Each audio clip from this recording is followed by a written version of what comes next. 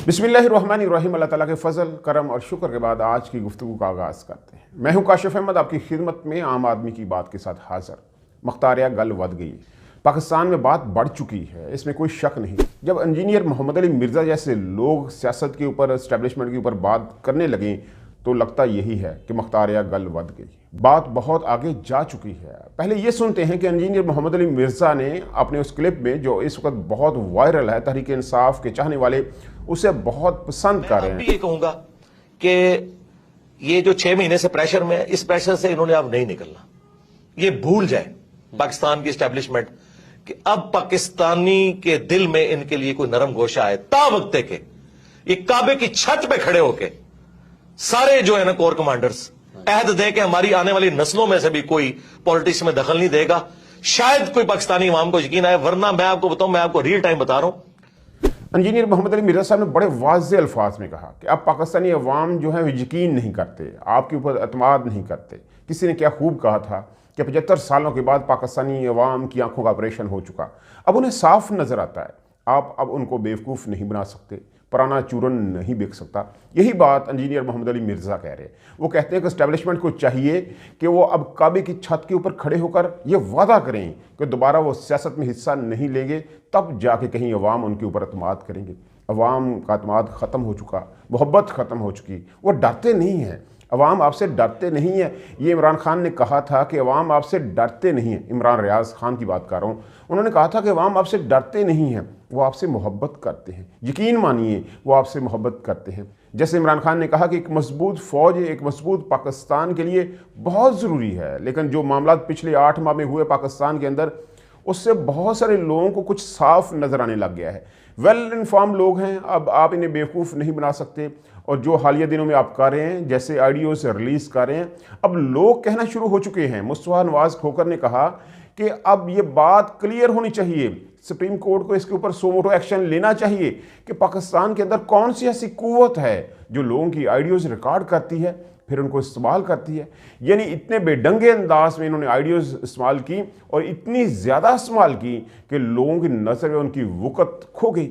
जो कल इन्होंने किया, एक सुप्रीम कोर्ट के जज को दबाव में लाने की कोशिश की, यानी आला अदलिया को दबाव में लाने की कोशिश की। इस आइडियो से बहुत सारे सवालात उठते हैं कि ये आइडियो सबसे पहले राना सनाउल्लाह के पास कैसे पहुंची।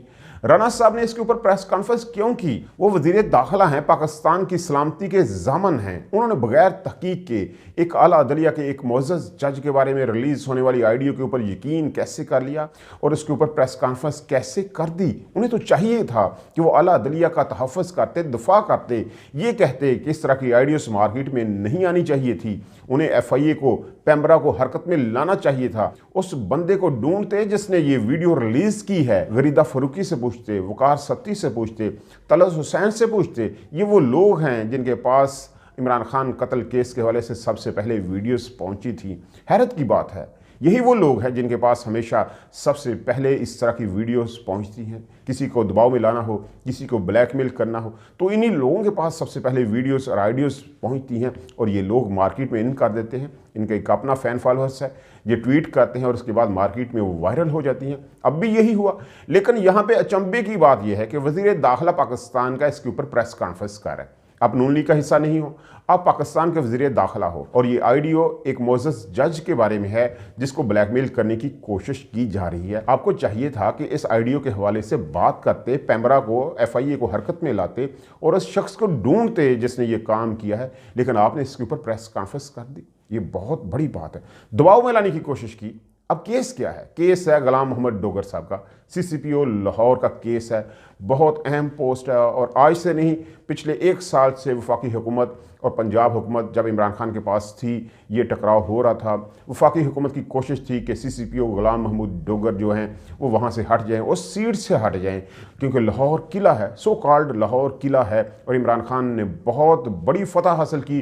लाहौर अब इमरान खान के पास है, अवाम की सूरत में लाहौर अब इमरान खान के पास है। लेकिन इंतज़ामिया की शक्ल में नून लीग की कोशिश है कि लाहौर उनके के पास हो, इसलिए वो CCPO गुलाम महमूद डोगर के बारे में बहुत गुस्से में थी, वो उसको तब्दील करना चाहती थी, बहुत कोशिशें। ये मामला सुप्रीम कोर्ट में चला गया। सुप्रीम कोर्ट ने मुअत्तल कर दिया वो आर्डर जिसके ज़रिए से वफाकी हुकूमत ने CCPO लाहौर को चेंज किया था।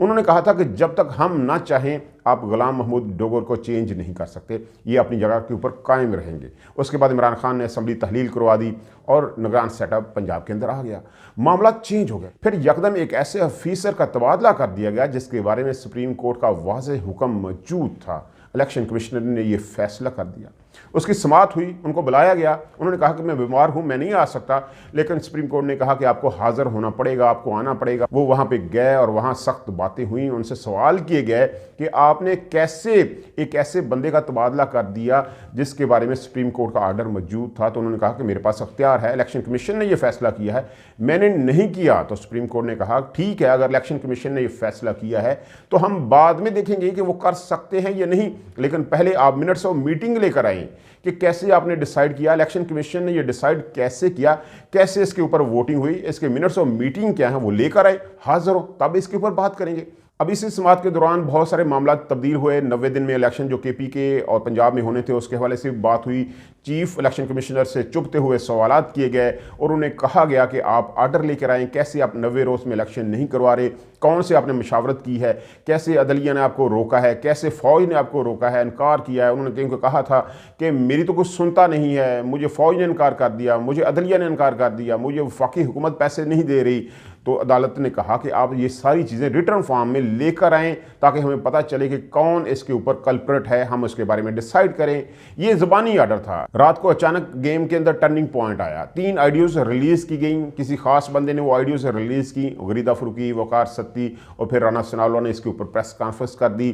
परवेज़ लाही और मज़हर अली अकबर नकवी बातचीत कर रहे हैं। सब ये समझ रहे थे कि वफाकी हुकूमत दबाव में लाने की कोशिश कर रही है, आला अदलिया को दबाव में लाने की कोशिश की जा रही है।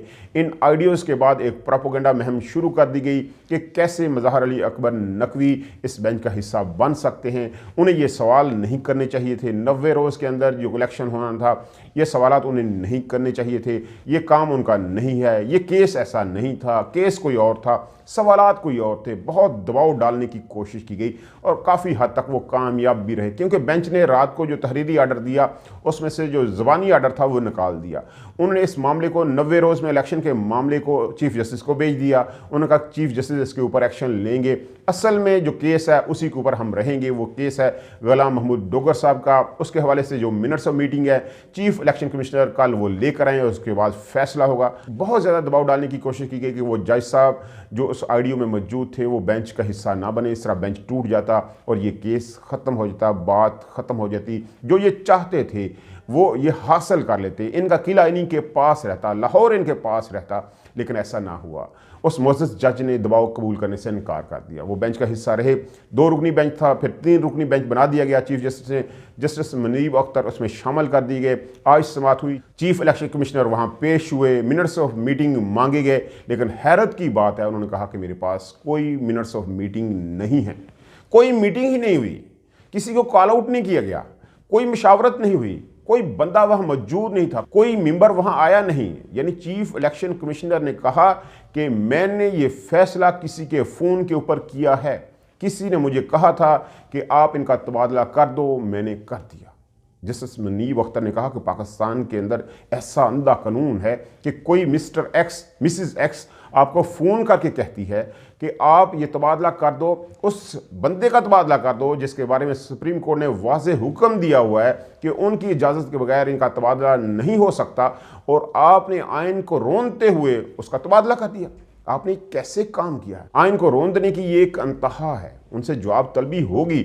अब ये बहुत बड़ा केस बनने जा रहा है। खैर, सुप्रीम कोर्ट ने फैसला दिया और ये तबादला मुअत्तल कर दिया। उनका गुलाम महमूद डोगर साहब ही CCPO लाहौर रहेंगे।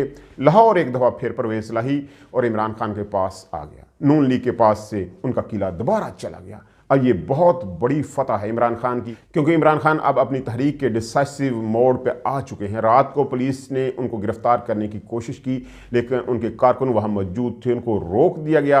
अब जबकि गुलाम महमूद डोगर साहब CCPO लाहौर होंगे तो ये हरकत दोबारा नहीं हो पाएगी।